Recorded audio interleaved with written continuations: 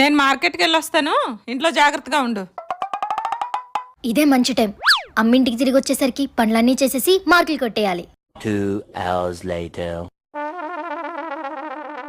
షబా, చాలా అలసిపోయాను. ఏం చేసావేంటి? ఇల్లు తుడిచాను, తడిగుడ్లు పెట్టాను, గిన్నెలు తోమాను, ఉల్లిపాయలు కోసాను. మరి బట్టలు మడత పెట్టావా?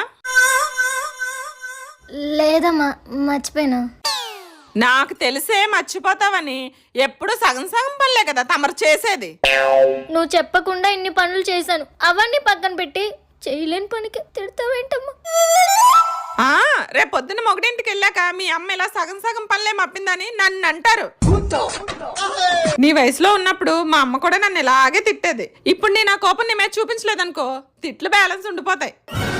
అమ్మను మించి దైవం ఉన్నదా, ఆత్మను మించి అద్దము